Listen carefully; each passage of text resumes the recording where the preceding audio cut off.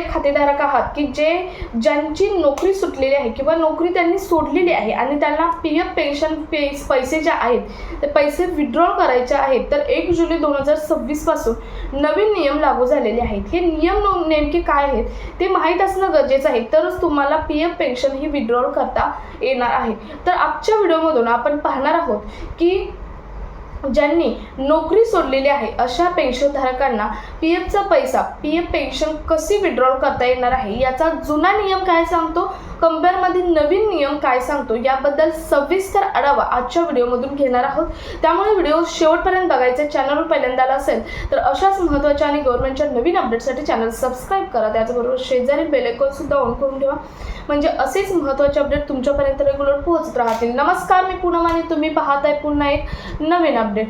तर बघा, जर तुम्ही एक पी एफ खाताधारक आहात आणि तुम्ही जर पेन्शनधारक आहात, पी एफ खाताधारक तर आहात परंतु पेन्शनधारक आहात, तर तुमच्यासाठी 1 जुलै 2026 पासून नवीन नियम लागू झालेले आहेत. आता हे नवीन नियम काय सांगतात ते पुढे पाहणार आहोत. त्या अगोदर जुना नियम पाहणं हे गरजेचं आहे. त्यानुसार तुम्हाला समजणार आहे की दोन्हीमध्ये डिफरन्स नेमका काय आहे ते.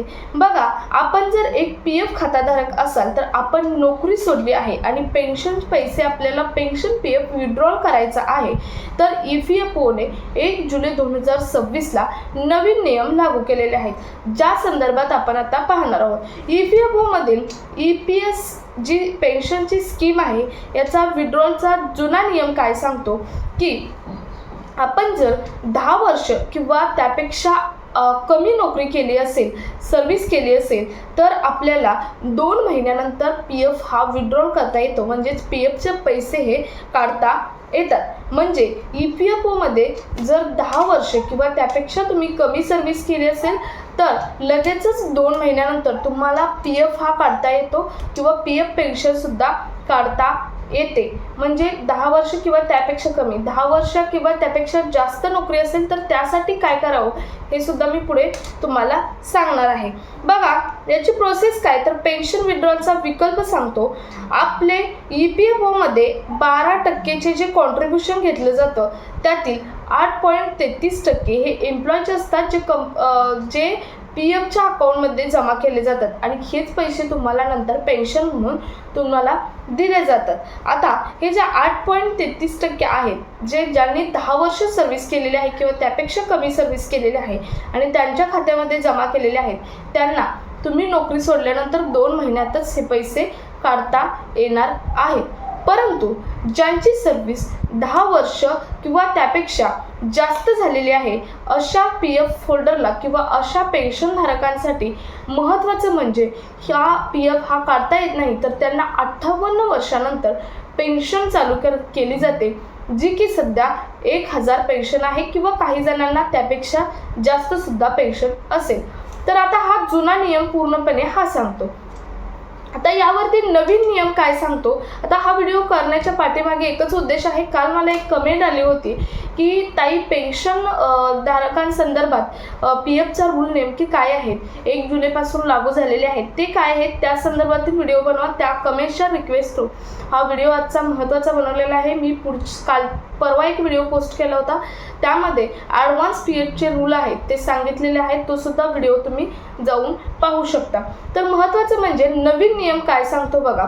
ज्यांची सर्व्हिस 10 वर्ष किंवा 10 वर्षापेक्षा कमी झालेली आहे अशा पेन्शनधारक किंवा अशा पी एफ होल्डर, अशा पी एफ खातेधारकांसाठी महत्त्वाचे अपडेट 1 जुलै 2026 पासूनची, ती म्हणजे तुम्ही 10 वर्ष किंवा 10 वर्षापेक्षा कमी सर्व्हिस झालेली आहे आणि जर तुम्हाला पी एफ विड्रॉल करायचं असेल तर तुम्हाला आता 2 महिन्याचे अट काढून टाकलेले आहे आणि याचा कालावधी केलेला आहे 36 महिने. तुम्हाला नोकरी सोडल्यानंतर 36 महिन्यानंतर पी एफ काढता येणार आहे, म्हणजे जवळजवळ 3 वर्षानंतर पी एफ हा काढता येणार आहे. तर दोन्हीतला डिफरन्स हा आहे. परंतु पहिला जुना नियम आहे तो जास्त सोयीस्कर हा एम्प्लॉयचा होता आणि नवीन नियम हा जास्त सोयीस्कर आहे तो गव्हर्नमेंटचा आहे. कारण जर एखाद्या व्यक्तीने पी एफ खातेधारकाने किंवा सर्व्हिसवाल्या व्यक्तीने जर नोकरी सोडली तर 2 महिन्यानंतर पी एफ काढता येत होता, तो आज जर 36 महिन्याकडे गेला म्हणजे 3 वर्षाकडे गेला तर तो पी एफचा पैसा पूर्णपणे गव्हर्नमेंटच्या खात्यात राहतो आणि गव्हर्नमेंट हा पैसा दुसऱ्या एखाद्या स्कीम किंवा मार्केटवरती लावून त्यातून प्रॉफिट काढतं. म्हणजे याचा फायदा हा गव्हर्नमेंटला होणार आहे, एम्प्लॉयला होणार नाही.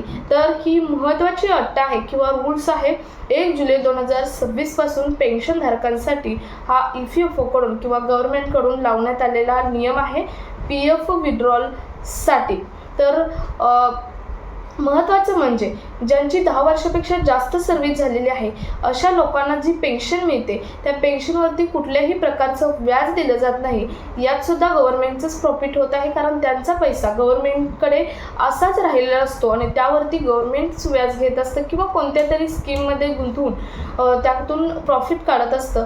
परंतु आणि जर 10 वर्षापेक्षा कमी सर्व्हिस केली असेल तरीसुद्धा आता 3 वर्षाच्या अट लावल्यामुळे तो सुद्धा पैसा गव्हर्नमेंटकडेच राहणार आहे. म्हणजे पूर्णपणे हा रूल बघितला तर गव्हर्नमेंटच्या फायद्याचा हा रूल गव्हर्नमेंटने लागू केलेला आहे. तर अतिशय महत्त्वाचा हा आजचा व्हिडिओ आहे.